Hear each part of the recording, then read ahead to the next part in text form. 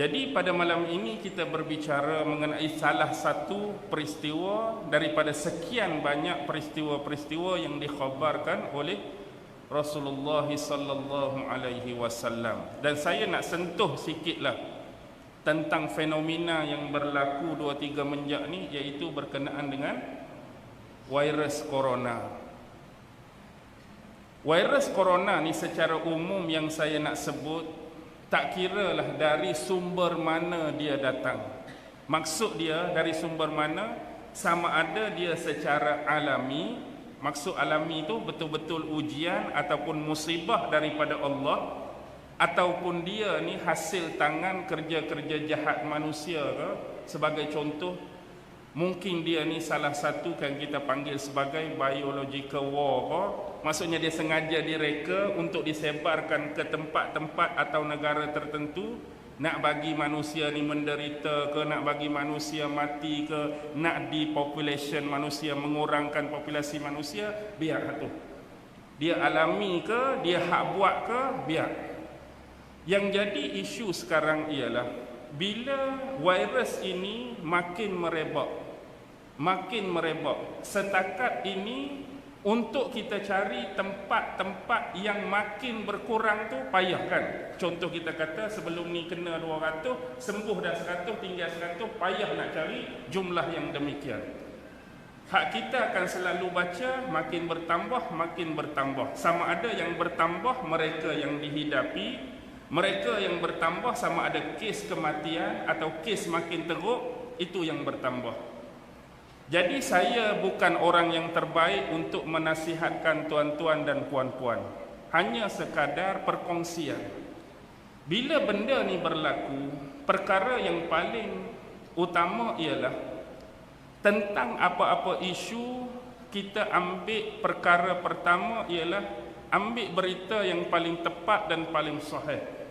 Siapa sumber dia? Siapa sumber? Kalau kita nak ambil yang paling tepat.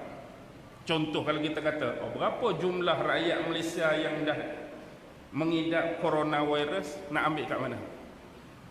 KKM, tanyalah KKM, orang dalam KKM. Berapakah jumlah kematian akibat daripada virus ni? Tanyalah KKM.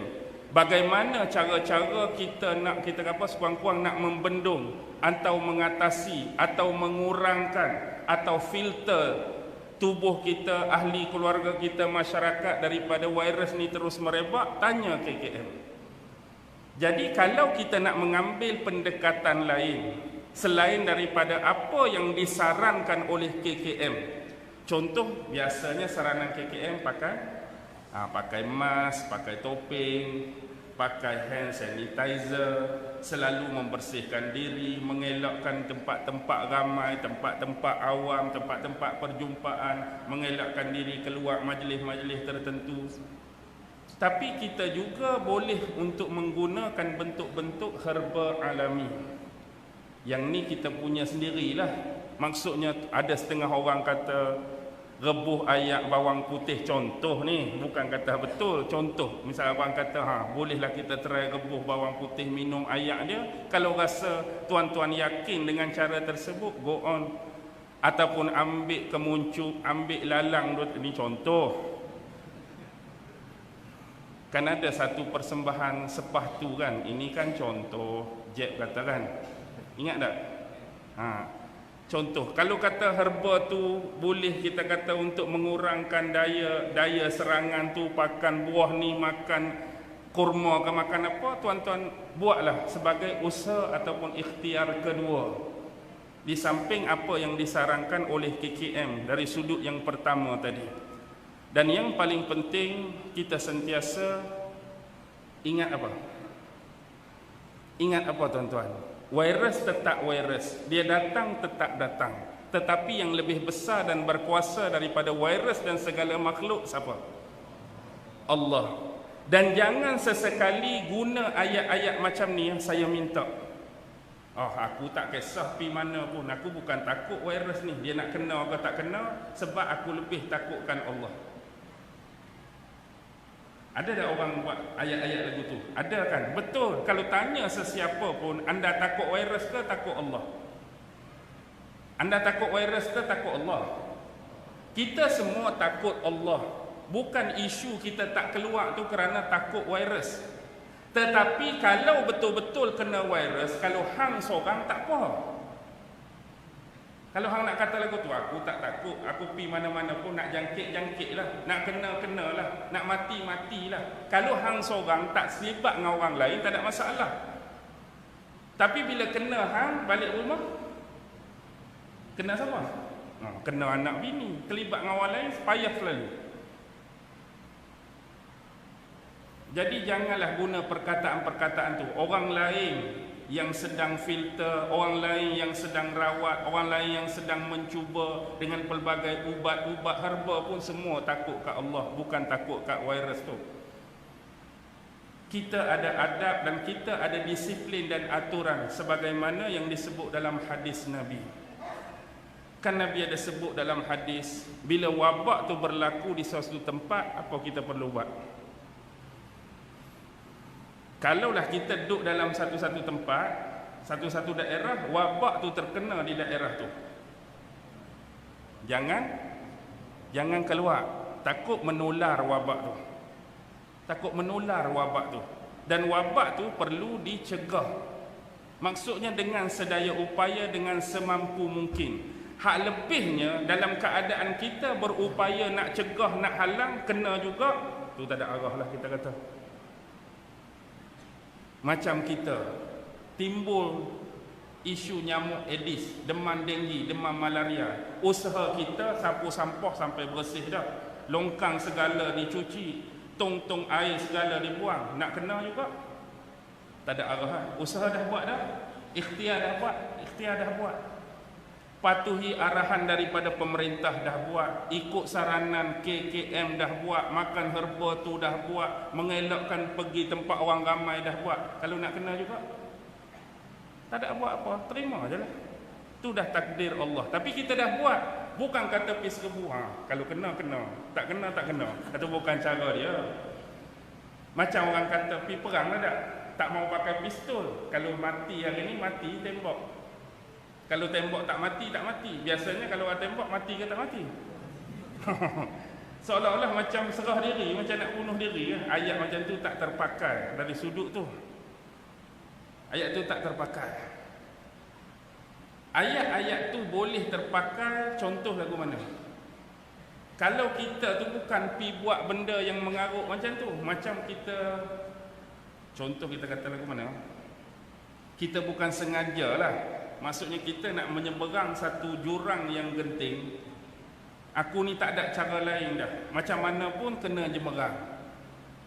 Kalau tak jatuh, alhamdulillah. Kalau jatuh pun, kalau kita kata masa tu, kalau nasib tak baik, mati. Kalau tak mati pun tak apa. Hak tu tak apalah. Hak ni memang tak jemerang guna tu, terjun terus. Kalau mati, mati. Kalau tak mati, tak mati. Masa tu hak tu tak payah guna lah, hak terjun terus tu. Maksudnya jemerang dulu. Kalau nak jatuh, kalau mati, mati. Nak buat mana? Kalau tak mati, tak mati. Tapi kita ikhtiar dah dulu. Ni tak guna, hak tu terjun terus. Kalau mati, mati. Tak mati, tak mati. Macam kita hak pergi perang tadi. Topi besi dah pakai, ni dah pakai, segala dah pakai nak masuk. Peperangan ni kalau syahid, tak syahid pun alhamdulillah. Tapi kalau memang dedah buka, pistol pun tinggal. Kalau dia tembak, mati-mati, tak mati, tak mati. Ada perbezaan tu tuan-tuan. Hak yang pertama tadi bukan ikhtiar, yang kedua tu ikhtiar. Yang pertama tu seolah-olah serah diri. Kita yang cari penyakit. Betul, kita faham ketentuan di tangan Allah. Tapi itulah sekadar perkongsian yang saya boleh buat tentang isu penyakit berjangkit yang nama dia COVID-19. Sama ada, ingat poin tadi, sama ada dia alami ataupun dia ni dibuat oleh manusia, hak tu kita terimalah. Dia dah datang dah, dia dah mari dah. Yang penting jaga diri masing-masing. Yang nombor 3 tadi saya nak sebut, jangan tinggal dan lupa pergantungan kita kepada Allah. Kalau dah mari ujian, mari musibah, jangan berhenti. Ya Allah, lindungi kami. Ya Allah, jaga kami. Ya Allah, pertahankan kami. Ya Allah, selamatkan kami. Kita minta selalu. Mudah-mudahan Allah Subhanahu wa taala menjaga kita semua daripada sebarang bentuk kecelakaan musibah, terutama perkara-perkara yang berkaitan dengan penyakit dan wabak-wabak seperti ini. Memang keadaan sekarang amat genting, kita kata tegang. Genting macam mana pun, tegang macam mana pun, Allah kita letak di depan. Dialah pemutus segala. Minta, jangan pernah berhenti berharap. Kerana sememangnya setiap hamba dia ada Tuhan, dan dia meminta pun dengan Tuhan yang memiliki segala-galanya, yang berkuasa ke atas segala-galanya. Dan saya harap saya boleh berhenti kot, letih dah saya pun. InsyaAllah lah, harapan saya semoga takdir Allah dapat mempertemukan saya dengan tuan-tuan di lain waktu dan di lain siaran, insyaAllah. Tak pernah lupa. Ni paka ke kertih? Paka belah tu kertih.